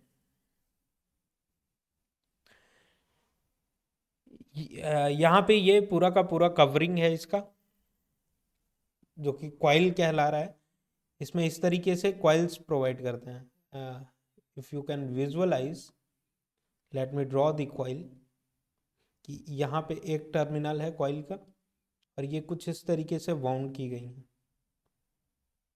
इस तरीके से वाउंड की गई हैं, राइट। एंड देन ये इधर पूरा का पूरा आएंगी, ऐसा dot dot dot dot dot से रिप्रेजेंट कर सकते हैं हम लोग, ऐसा, जो कि इधर है। एंड देन अगेन ये इस तरीके से जाएंगी, and then again dot dot dot dot dot dot dot dot, जो कि आपका आधा व्यू कट किया हुआ है। देन अगेन इस तरीके से पूरे के पूरे कॉइल रिप्रेजेंट किया हुआ है, जो कि सॉलिड थिक वायर से करते हैं हम लोग, जिससे करंट कैरिंग कैपेसिटी इसकी एनहांस हो सकती है। तो इनके दो टर्मिनल्स रहेंगे जहाँ से कॉइल हम लोग कॉइल में करंट इंजेक्ट करेंगे, the current to be measured.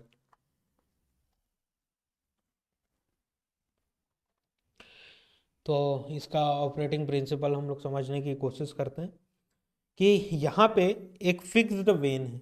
ये कॉइल आपका क्या है, स्टैटिक है कि रोटेटिंग है? ये स्टैटिक सिस्टम का पार्ट है, स्टैटिक।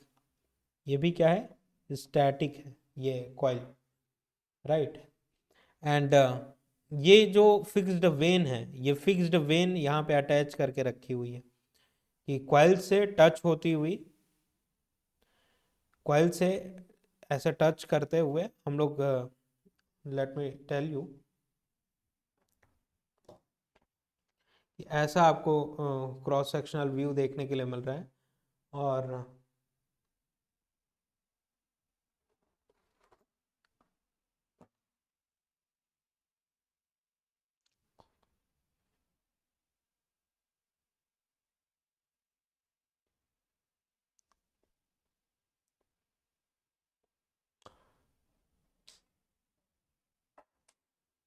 ये जो है, ये फिक्स्ड वेन है, जो कि इसके साथ अटैच करके रखी हुई है, राइट। इस कॉइल के साथ, कॉइल के साथ ऐसा अटैच करके रखी हुई है, जो कि स्टैटिक सिस्टम का पार्ट है। इसको ऐसा पतला सा कंसिडर करिएगा, फिक्स्ड वेन है, राइट। और यहाँ पे एक स्पिंडल है, कॉन्सेंट्रिकली प्लेस्ड है, बीचों बीच प्लेस्ड है, और उसमें एक hinge kind of structure use करके, ऐसा हिंज्ड स्ट्रक्चर यूज करके मूविंग वेन रखा हुआ है हम लोगों ने। ऐसा हिंज्ड, इस तरीके से हिंज्ड यूज करके दो हिंज ऐसा देखने के लिए मिल रहा है, और इसमें अटैच होता हुआ एक और सॉफ्ट आयरन का वेन कनेक्ट करके रखे हुए हैं, राइट। तो कॉइल में जब करंट फ्लो करेगा तो मैग्नेटिक फ्लक्स लाइंस क्रिएट करेगा, राइट। कि और इसका ऐसा फ्रंट व्यू अगर देखें तो ये फिक्स्ड वेन जो है इसके साथ आपके कॉइल के साथ अटैच्ड है। एंड यहाँ पे स्पिंडल है जो कि ऐसा इंसर्टेड है, एंड स्पिंडल के ऊपर में हिंज टाइप के स्ट्रक्चर यूज करके, तो ऐसा अगर देखें तो ये हिंज्ड स्ट्रक्चर यूज करके ये मूविंग वेन हम लोगों ने कनेक्ट करके रखा हुआ है, मूविंग वेन, मूवेबल वेन। तो आप विजुअलाइज कर पा रहे होंगे नाउ कि अब जब करंट फ्लो करेगा तो यहाँ पे अगेन जो है, करंट फ्लो होने के कारण फ्लक्स लाइंस क्रिएट होंगी। तो इस वेन में, फिक्स्ड वेन में एन और एस पोल्स क्रिएट होंगे, इस तरीके से एन और एस पोल्स क्रिएट होंगे फिक्स्ड वेन में, राइट। और यही सिमिलर पोल्स इस हिंज्ड मूवेबल वेन में भी क्रिएट होंगे, एन और एस पोल्स, जिसके कारण एन और एन का रिपल्सन देखने के लिए मिलेगा, और ये मूव करेगी अपोजिट डायरेक्शन में। एन टू एन एक दूसरे को रिपल करती हैं, जिसके कारण ये दूसरे डायरेक्शन में मूव करने की कोशिश करेगी। तो इसीलिए इसको रिपल्सन टाइप कह रहे हैं, कि ये इस डायरेक्शन में मूव करेगी, जिससे स्पिंडल भी रोटेट करेगा, एंड देन अब स्प्रिंग्स वगैरह कनेक्टेड है, स्प्रिंग्स टाइट होंगी, कंट्रोलिंग टॉर्क पिक्चर में आएगा। एंड डैम्पिंग के लिए हम लोग एयर फ्रिक्शन डैम्पिंग या फिर ग्रेविटी कंट्रोल यूज़ कर सकते हैं। तो ग्रेविटी कंट्रोल मैकेनिज्म जो है वो हम लोग मूविंग आयरन इंस्ट्रूमेंट में यूज़ करते हैं, इसलिए मूविंग आयरन इंस्ट्रूमेंट जो होती हैं वो वॉल माउंटेड भी होती हैं। कि अब ग्रेविटी कंट्रोल यूज़ करने के लिए ऐसा सरफेस में ऐसे वर्टिकली प्लेस करके रखना पड़ेगा ना इंस्ट्रूमेंट को, क्योंकि properly control weight and balance weight work कर पाए, अपना लेवल्ड हो पाए, राइट। तो ग्रेविटी कंट्रोल हम लोग मूविंग आयरन में यूज़ करते हैं। So the deflecting torque in repulsion type of an instrument is produced by force of repulsion, कि जो फिक्स्ड वेन है उसमें एन और एस पोल्स क्रिएट हो रहे हैं, और ये जो हिंज से स्पिंडल्स में हिंज्ड यूज करके हम लोग जो मूविंग वेन रखे हुए हैं उन दोनों में सेम पोल्स क्रिएट होंगे, जिसके कारण रिपल्सन देखने के लिए मिलेगा और ये move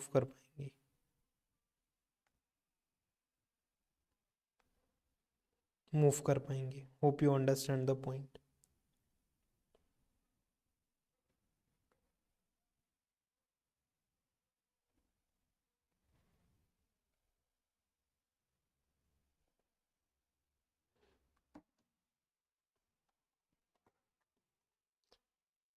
moving vein because of similar poles on them induced by operating magnetic field of fixed coil, right। तो ये कॉन्सेप्ट हम लोगों ने डिस्कस किया और ये सारी चीज़ें ओवर होती हैं। एंड देन सिंपल सा कॉन्सेप्ट है, अब समझ गए तो अच्छी बात है, ना समझे तब भी अच्छी बात है, कोई बात नहीं है।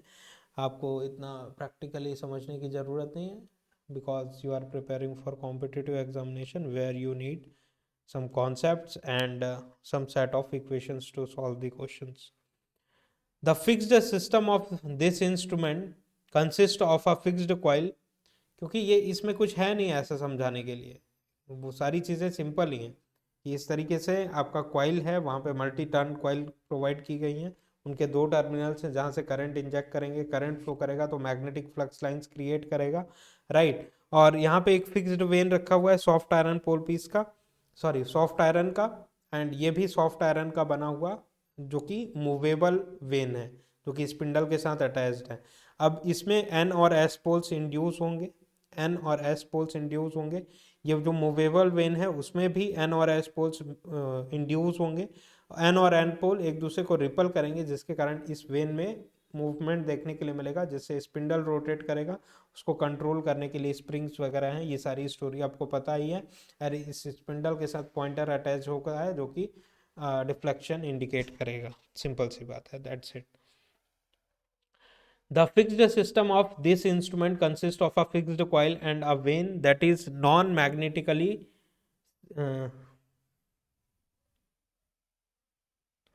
एक सेकेंड।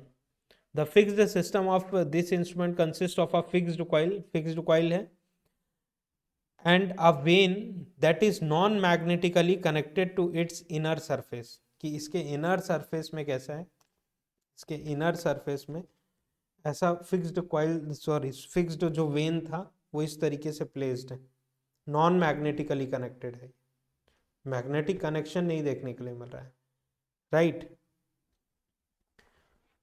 यहाँ पे भी मतलब इसका मतलब ये हुआ कि यहाँ पे पोल्स इंड्यूस हो रहे हैं because of the current flow in the coil, तो नॉन मैग्नेटिकली प्लेस्ड है to its inner surface. The moving system consists of a spindle onto which a pointer, a set of control springs, a soft iron vane, and an air friction damping mechanism are mounted. Right, तो air friction यहाँ पे भी हम लोग use करेंगे, क्योंकि AD current damping नहीं use करेंगे, क्योंकि ऑपरेटिंग फील्ड क्या होती है, वीक। जहाँ पे ऑपरेटिंग फील्ड इंस्ट्रूमेंट में वीक होती है वहाँ पे एडी करंट डैम्पिंग मैकेनिज्म नहीं यूज़ किया जा सकता, केवल पीएमएमसी इंस्ट्रूमेंट में हम लोगों ने अभी तक किया। In order to increase the span of deflection, in order to increase the pointer का जो है deflection, span of deflection maintain करने के लिए the moving system is mounted, moving system जो माउंट करेंगे वो कॉन्सेंट्रिकली सेंटर पोजीशन पे माउंट करेंगे इस इंस्ट्रूमेंट में। वहां पे क्या था, एसेंट्रिकली अट्रैक्शन टाइप में, रिपल्सन टाइप में concentrically, with respect to the central axis of the fixed coil हम लोग प्लेस करेंगे। तो ये डिफरेंसेस था। एडवांटेज के बारे में बात करें इस इंस्ट्रूमेंट के, मूविंग आयरन के, it can be used for both AC and DC. Advantage क्या था मूविंग आयरन का? It can be used for both AC and DC, no problem, as the current under measurement passes through the fixed system of the instrument. Therefore these instruments have a larger current carrying capacity। larger current carrying capacity होती है क्योंकि coil में जो current flow कर रहा है वो fixed system का पार्ट है, मूविंग सिस्टम का पार्ट नहीं है। तो लाइट वेटेड बनाने की ज़रूरत नहीं है हम लोगों को, जिससे एरिया ऑफ क्रॉस सेक्शन अच्छा रहता है, जो कि 50 एम्पेयर तक झेल सकता है current. We can design MI type of ammeter up to a range of 50 ampere without the use of a shunt, कि शंट और सीरीज मल्टीप्लायर यूज किए बिना 50 एम्पेयर तक के रेंज हम लोग इंजेक्ट कर सकते हैं उस कॉइल में। इट इज चीपर, कि परमानेंट मैग्नेटिक मूविंग कॉइल से ये चीप होती हैं। पीएमएमसी में क्या था कि सॉफ्ट आयरन पोल पीसेस होते हैं, बहुत सारी चीज़ें होती हैं। यहाँ पे सॉफ्ट आयरन एक सिंपल सा स्टैटिक आयरन कोर हम लोग यूज़ करते हैं, aluminium former and then all those things, right. जबकि यहाँ पे सिंपल सी चीज़ें यूज़ किए हुए हैं, coil outer frame and C shaped structure attraction type में, और यहाँ पे covering central circular structure coil का, एंड मिडिल पोजीशन में एक फिक्स्ड वेन, एक मूविंग वेन रिपल्सन टाइप में हम लोगों ने देखा, और बाकी स्पिंडल वगैरह तो यूज़ करना ही है, एडी करंट डैम्पिंग भी नहीं यूज़ कर रहे हैं यहाँ पे। तो it is cheaper, air core coiled है, आयरन कोर है नहीं।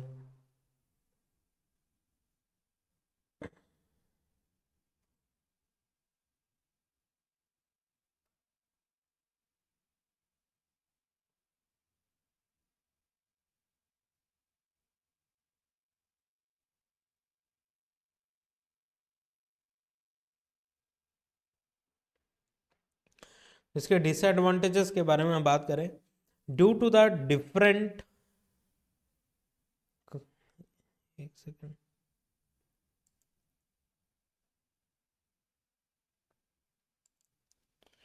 Due to the different compensation required, due to the different compensation required for AC and DC,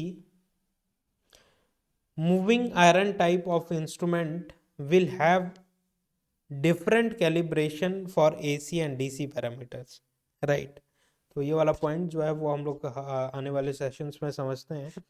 different compensation required for AC and DC, moving iron type of instrument will have different calibration for AC and DC parameters। तो ये वाला point अभी हम लोगों ने discuss नहीं किया हुआ है, आने वाले सेशंस में, नेक्स्ट सेशन में हम लोग इसके बारे में बात करेंगे, लेकिन डिसएडवांटेज में ये पॉइंट लिख दिया हुआ है, राइट। आगे के सेशन में आपको समझ में आ जाएगा ये पॉइंट। नेक्स्ट पॉइंट है, due to the presence of weak magnetic field, जैसे ऑपरेटिंग फील्ड वीक होता है आपको मालूम है, these instruments are affected by stray magnetic fields and hence magnetic shielding is required। Magnetic shielding की जरूरत होती है यहाँ पे। नेक्स्ट जो पॉइंट है, as theta is directly proportional to I square, as theta is directly proportional to I square, non uniform scale होता है। ये भी पॉइंट अभी हम लोगों ने डिस्कस नहीं किया हुआ है, नेक्स्ट सेशन में ये भी पॉइंट डिस्कस होगा, तो ये पॉइंट भी समझ में आ जाएगा, इसका नॉन यूनिफॉर्म स्केल होता है। नेक्स्ट सेशन में इसके बारे में हम लोग बात करेंगे, राइट, जो कि इसका एग्जैक्टली डिसएडवांटेज है।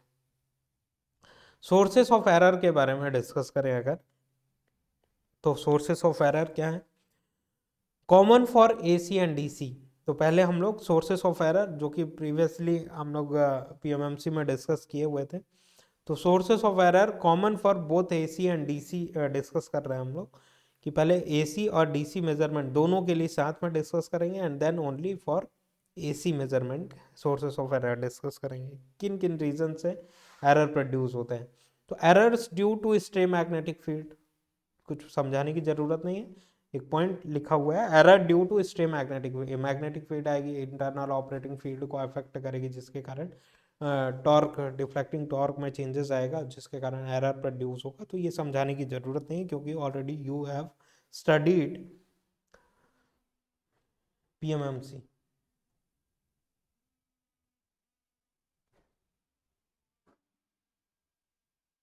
हेलो,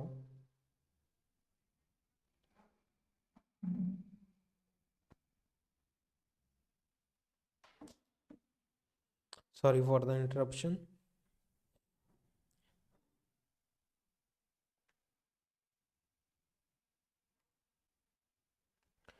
तो सोर्सेस ऑफ एरर में error due to the stray magnetic fields.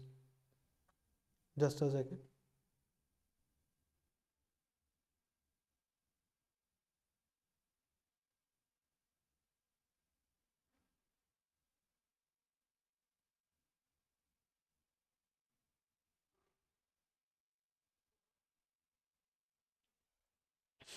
Errors for AC and DC, errors due to stray magnetic field, errors due to aging of spring, कि spring की as हो जाने से के कारण वो टाइट एंड लूजनिंग में प्रॉब्लम होता है, इसलिए ऑलरेडी यूज्ड स्प्रिंग्स यूज़ करते हैं। ये सब ऑलरेडी पीएमएमसी में डिस्कस किया हुआ है।